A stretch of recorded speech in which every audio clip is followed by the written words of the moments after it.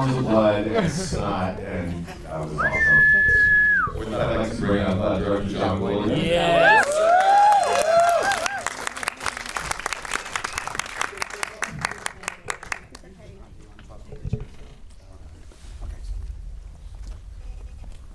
And John, as he's done in the past, this is probably the third piece of scandal I've moderated over the years. It's always like, I want to have all my cast and crew here, which I think is awesome, and many of you are here, but I'm going to leave the John to you over in the room. Oh no, don't do that. I got to refer to the email, see, to remember actually who's here. Oh, yeah, okay. Clu, Jenny, Kevin, Krista somewhere, right? Tom, Callaway, right? Who else is here? Duane's here somewhere, unless he took off. Duane? Oh, Patrick Marcus. Chris, Nick. Come on, Josh! Hot Wheels, you snuck in! You made it up the stairs! Mike Leahy's here. Oh, get out of here. He is, I saw him. Where? Does he have the hair from his photo of his marriage? Leahy! Did you come in from Canada just for this? Okay. Well, okay. No, I probably missed someone, right? Anybody? That's everybody. Okay. All right. Judah was coming, and he got a drop at the last minute, so he couldn't make it. Hey, man. I heard you were trying to jump off the bridge. Yeah, I bounced. And just so you know, I know you know some of the actors and everything like this. Now Mike was the monster. So when he clapped Judah's head to death, he's standing on a couple of apple boxes. So the monster's usually much taller. Tom's the DP, he's the cameraman. And then Kevin down there, that fellow there that just turned around. He was one of the special effects guys that runs around with smoke and all kinds of physical practice like this. His first job was Jaws. Okay, so let's give this back to Sean. We should come this way more. Let's all move, yeah. What does it do? Unless we're careful with I know, Mike. You guys just want to head out the door. You come down this way. Lady, I'm glad you dressed up. Okay, now dance. Where's everybody gonna go? Oh, we're looking at this at this point. We're 10 years out, obviously, and it's the screening. Where do you feel the film sits within cinema? I mean, we're looking at it now, it's so gonzo, it's so crazy, but this film has become quite a cult classic. People revere it. The two sequels, they were questionable on that. Oh, they got a little really crazy on those ones. But with this film, I mean, what was the public? Your estimation, what was the public response to the film's first release, and where is it standing now for you? And how is it just kind of like become part of your world as a director? Okay, well, sorry about this, guys. We're all here. This was just made on Project Greenlight, which actually just started again, by the way. After 10 years, we killed it the first time. But you know, the whole thing is we're making this movie, and we're doing it with Miramax, and then they kind of split up with the Weinsteins, and they left, and the Weinstein took the movie with them, but then they kind of, you know, lost a little bit of the financing situation and stuff like this, and we kind of couldn't finish the movie. And we finished it about a year later, and so when it came out, it played these special weekend nights, and no one knew. It was kind of like tonight. No one knew it was playing. People would actually go to the theater. Who've been following the project through the whole deal. They would go to the theater to see something else, and they saw that Feast was playing. They're like, what? And they would go see it. Okay, so Feast came and went like that. It found an audience on video. There's so many people that have seen Feast and like it. Sorry, Chris. They don't know what Project Greenlight is. It's okay.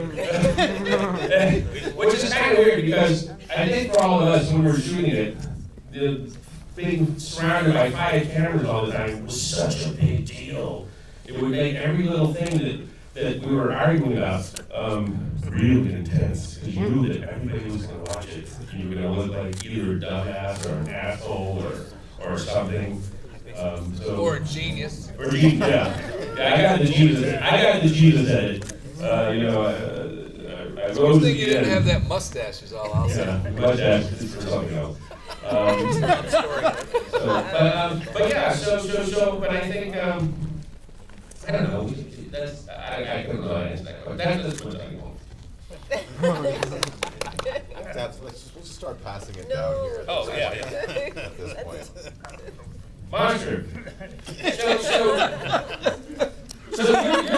surrounded by like a lot of rubber and stuff like this, and it was kind of a learning curve for me that you guys have to take these breaks because you're in there, you're sweating, there's no cooling system. I have you running around. I remember when you had those big sort of bone things on or something like this, and we were shooting out through the little holes in the walls, and I have you and Gary running around, and Gary's like, fuck mate! Oh, this is fucking shit heavy, man! I can't do it!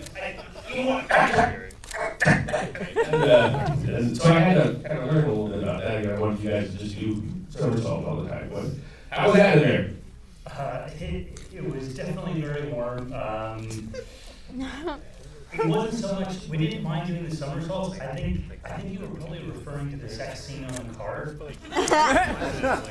which is an odd enough thing to do in a giant, massive suit anyway. So we're propped on this car and we're going at it, and we're both like, with the suits on, we're thinking, okay, any minute now, someone's got to get a cut. Oh, yeah. I'm not a big cutter. And it just keeps going and going and going. And finally we're like going, would someone please yell cut? And we find out John is just at the monitor like Well, the thing about the cutting and the digital and stuff like this, and Tom probably has something to say about this, and the editors, you're always like hoping that there's going to be one more little thing that might be cool and stuff like this, and if you yell cut, it's going to be over. And sometimes you just enjoy watching it. I know that when Marcus makes movies, he's there watching it and he'll start going, "Wow, that's great! That's awesome!" I get a little tape, and so you just kind of don't want it in, and then even when you say cut, you're kind of hoping that the cameras are sort of snowballing a little bit, there's those little tidbits that you might use for editing and stuff. Tom. So we smoked up the whole set for this. We were using the Star Wars camera. This was, in these days, it wasn't the red camera. There was no Alexa. There was none of this stuff. It was a Sony Panavision, F900. It was the same camera they used to shoot, episode 1. And but we could only get this giant zoom lens. They wouldn't give us these little lenses. So once the monsters break in, it was all handheld. And it was like holding a giant cannon. And everybody's really mad at me. well, you didn't bother to tell us it was going to be handheld. Yeah, everything after the monsters break in is handheld until they leave, and then it's back onto the dolly again. But we spoke up the whole set, and everybody's upset about that. But why did we do that? And the long list thing. Well, I'm not sure why we did the long list.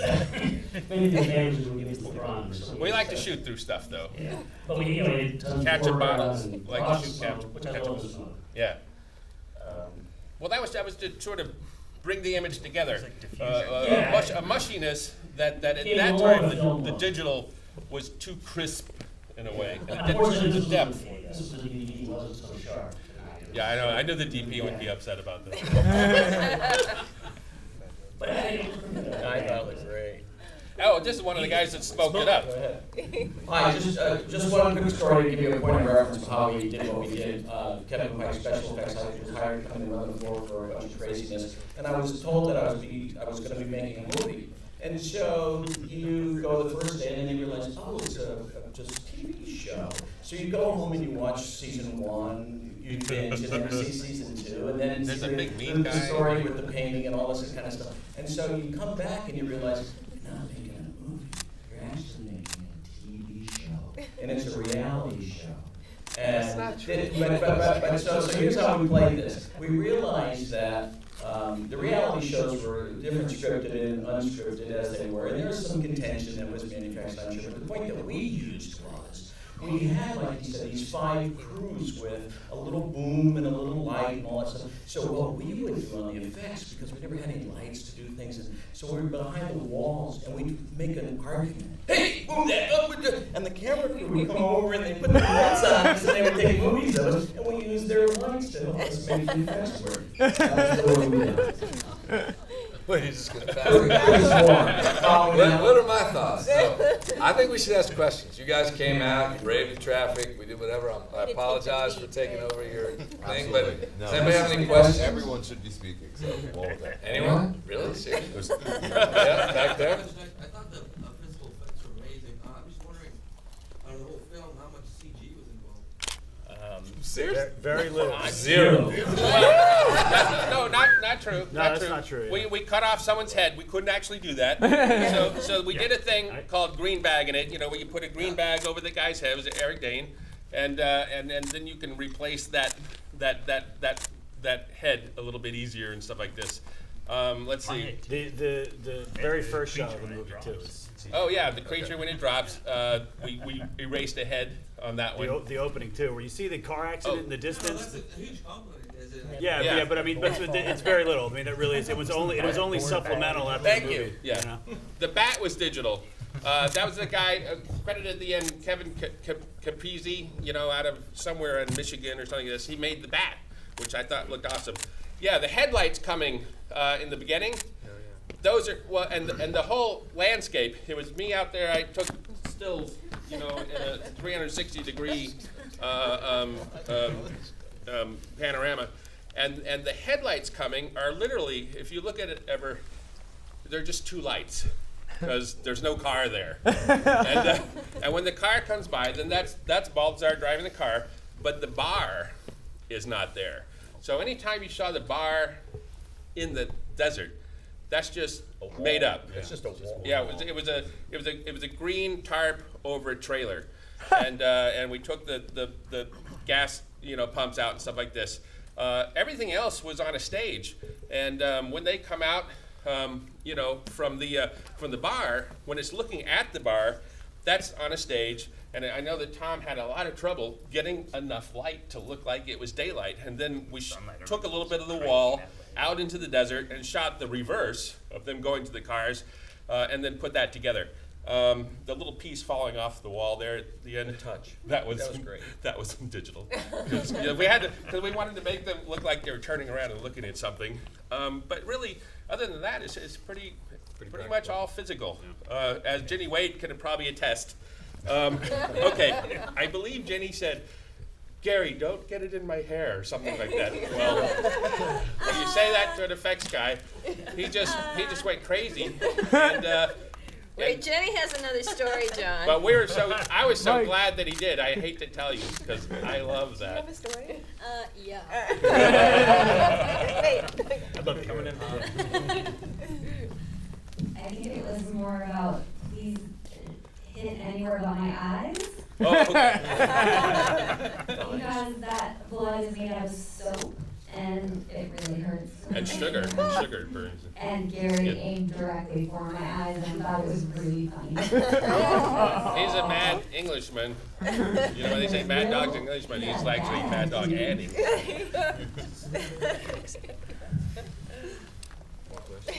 Krista, What? you got a lot of blood on you. Yeah. And then you had an Oscar. By the way, I'd like to tell you, when you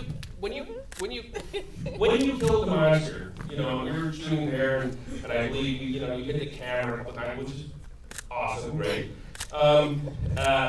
You know, surrounded by cameras and stuff like this. So I was kind of caught up a little bit with that. I tried to find you, follow you, but to tell you how great it was. But you by that time, you were actually, I saw your, taillights. You were, I believe, yeah. So I didn't get to tell you, and and socially enough guy as I am, I didn't call you until just over. But I just want to tell you that I did run out and try to tell you how awesome I was. And the long takes of that are just really beautiful and really even more intense because they're not cut. But you can't always do that in a movie and everything like this. But I just want to know. Aw, thank you.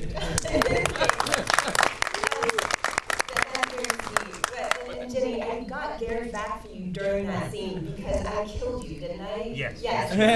It was a whole day of just bashing away. The next day he was wrapped in ice. I'm not Gary. Gary Right, isn't here today, but you got me back by way of I did. Gary. I did. That's what I did. You hated the whole department. I hated everybody. And who else was in the And Duane. Yes. Duane went out with me. I shouldn't tell this, but afterwards, that whole little opening with the dog and everything like this. It was Duane, Marcus, Patrick. Did you go? And Diane. Carlac. Oh, Diane and Carlac. And Carlac found a dog half buried in the dirt, and we dug it up. And Marcus and I both got dead dog in our mouth. But we went out there, and Duane worked with the little shovel and everything. We shot the super for dinner at Marie Callender's. Don't tell anyone. I just want to know, how many people remember 10 years ago at the level of detail that John is? Oh my God. I brings couldn't back remember so 10 much years ago if my life depended on it. We went to Marie Callender's for dinner. In fact, might have been a little whining on my part. The only thing I can remember about this movie, we went out with Jenny, and when we were promoting those midnight screenings, it was maybe 4 or 5 of us, you and me and Jenny usually, and Diane?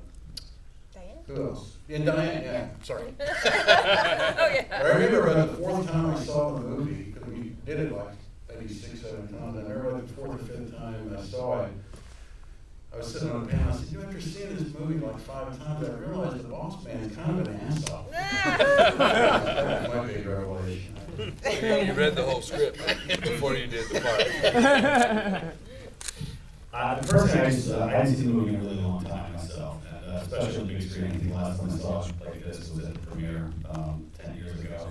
And I just used it as a testament to John, Marcus and Patrick's script and the cast. It really, personally for me, I know I'm super biased, but I really think the movie holds up really well. I think the image, Tom, the images, really, I know it was not the way you would perfectly want it projected this evening. But I really do. I think the movie, the compositions, the photography, it really is a great example of taking a really kind of fun, crazy script and kind of merging it with a idiosyncratic director, getting something totally unique out of the process. And I think everybody kind of come together, cast through everything, like an alchemy there that really took the movie to another level. So it was just a real pleasure to see it. And by the way, thank you guys for coming out. You guys are a bunch of troopers, by the way, for coming and seeing the movie. We really appreciate it. He wrote the movie. That's one of the things that I'd forgotten about. I mean, the level of humor in the film, but I've also kind of forgotten about the level of subversion in the film. Like, these characters are not, I mean, with Krista's character, for example, it's not your typical, like, final girl that you're going to see in any other horror film. She's got a backstory. It's a little sordid. She's trying to figure her life out. A little. We live in Hollywood, so it's a little. But I mean, with Patrick and Marcus, approaching this early on, as young writers at that time, it's certainly your biggest project to date. Did you find that hard, getting that through, like actually keeping that in the script? Well, it was strange watching this, and we talked about this a lot with Chris before. Like, this was me and Marcus, and it was pretty much every idea we had in our entire life, any joke we heard, any sort of ridiculous thing, we put in this movie, and somehow it stayed throughout the entire process, which was amazing. Like, and then like little things that Duane or all the actors brought to into little jokes that they brought. I don't know how it all sort of like stayed in there. You know, we've been working since, and like, I don't know how this was made, quite frankly. And he was the studio guy who picked this, him and Bob and I don't know, Andrew Rowan, I suppose. But I said to him, I said, oh, you bet you wish they would have given you the print, remember? Oh, they wouldn't give me a print. I don't think we had this And now there probably isn't a print. No. You know? They probably They said, why do you want it? They don't I was like, exist. what do you mean? No, I asked. They don't. There isn't one. Yeah. Really? Oh, wow. Yeah. So it was interesting watching this, just seeing how because this was part of the Project Green, I think, which is Project Green is on again now, and just seeing how. We've been watching it, right? Yeah, oh yeah, of course. And just seeing how And it the was, chair. it was, well, this is our first movie, you know, how it was sort of put together, and like I'm sure there's a lot of filmmakers here, and just this movie was assembled from like 20 different actual filmmaking moments. I mean, like, principal photography was done, it was maybe like 80% done, and then we had another week from that Dimension gave us, and then in the meantime, we weren't shut down, but it was Dimension was going through a transition. They got their own, they moved away from Miramax, and so we had this time, and Gulager would go in and just shoot stuff with Clu and Diane, like on the weekends or whatever, and it all sort of went in here. Like all these little insert shots, like this, like the opening is crazy with like all the different stuff, and those are half of those insert shots are things that John did like in his basement. Well, no, because you know how they you know, when you work on a film, and especially if it's a low budget film, the worst thing the director wants to hear is the producer, sorry guys, saying, moving on, you know, because you know, we're done. We had to finish the film. Okay. So yeah, so that big scene at the beginning, you know, where all the mayhem part, we would come in on Saturdays and shoot inserts, probably for the rest of the film. We would shoot little pieces of it, you know, to try to get us something, you know, and then that's kind of made it kind of chaotic, but because it didn't totally all fit together, but it kind of gave a chaos of battle, you know, I guess. Yeah. So I'm amazed working. Congrats, good job. Woo. Diane, how did you keep showing up in the film? Because, like, you know, you kind of had a non-speaking part. You came in, and then somehow you kept coming back. What's that all about? I think I have a special relationship with the director. Well, the writers. The writers took a shine to me too because I was around. I was lucky. But they one day you know, during this whole period of we're downtime, and we might get a chance to shoot a little bit more and stuff like this, and I think Patrick or Marcus kind of says, oh John, you know, we have this idea, and you're probably not gonna like it. What do you think about the little monsters fucking Diane in the mouth? And when we look, and I think, well, I think she's gonna like that. I think that incidentally was the night that I met all of you. Oh. Literally. I remember driving in the middle of the night in Agua Dulce, clearly lost. There's no signs. I see an explosion. I'm like, well, I have to be close. And yeah, I recall sitting with Patrick and Marcus in a couple of folding chairs watching that scene being filmed. John yelling at Gary, well, excuse my French, fuck her harder. And I said, what am I doing? And what is this film I'm watching? We shot till the sun comes up, and that's what you do. And I have to say, okay, and this is, Chris, don't get upset. That we shot that. It can't get worse, John. We got a few days, you know, of pickups, you know, at the end to try to tie everything together. There were no camera crews following us at that point. And I know that if anybody saw the show, there was a little tension between Tom and I. I'd never had a cameraman before, so you know, I'll take it on myself. When we did the pickup thing, the night and the couple of days, it was so fun. It was just there was no there was none of that tension that we had, you know, earlier. And with everybody, it was just a blast, and you know, and we had the little monsters, and again, it's all physical. It's just Diane is actually doing it to herself. No.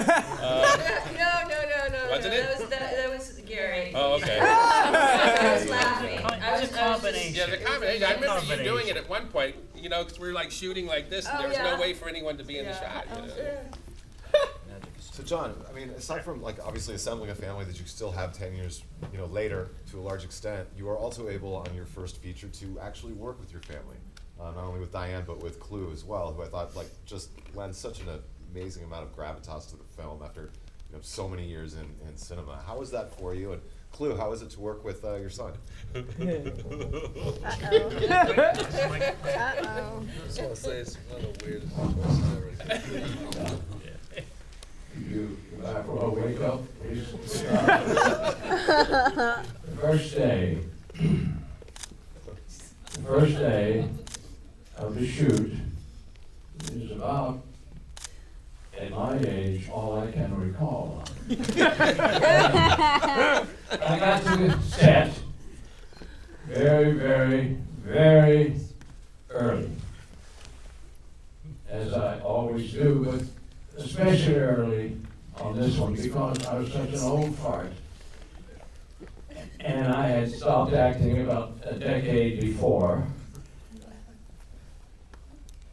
And I thought, well, no one's here. It's my set. It's my environment. It's my bar. I had to feel that to get through the movie. If I didn't, I couldn't have made it at all with my 3 lines. 2 minutes after I got there, a man came onto the set. I said, God damn. Well, it was John Gulager. Very, very, very early. And I thought, that's good. My son is a fucking caring artist. Woo! I love that.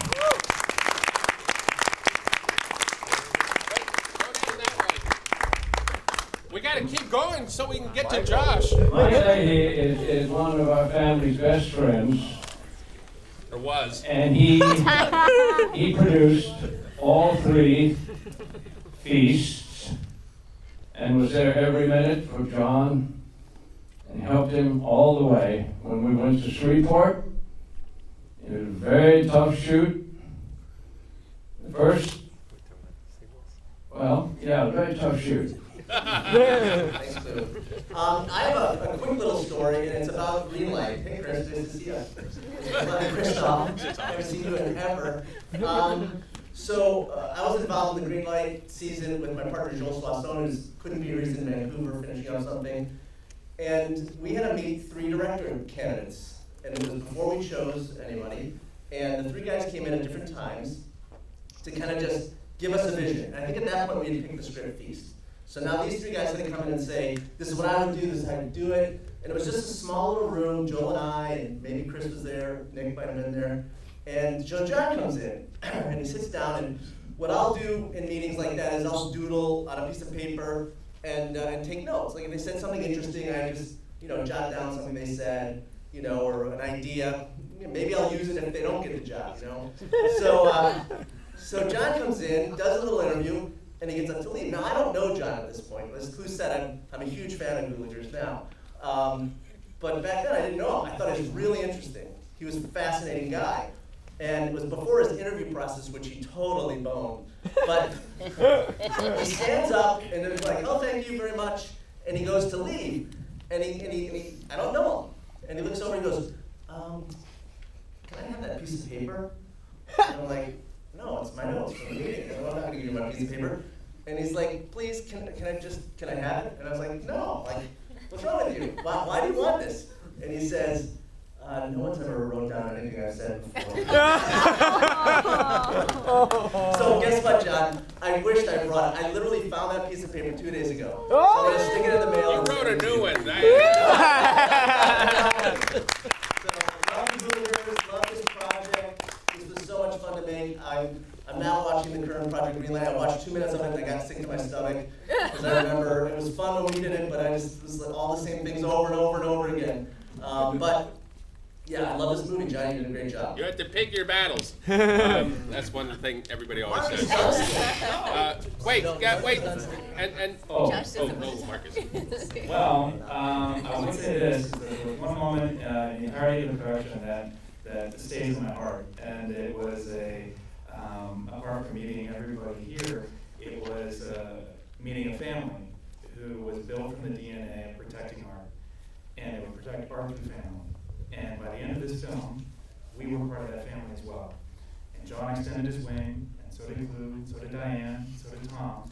And to see them work in silence with the patience of a poem and invite us in, no matter how absolutely bloody or violent, or if it was mayhem on the menu, we all felt so encumbered and so enriched by your presence. So thank you for being not only our director, but our dear friend.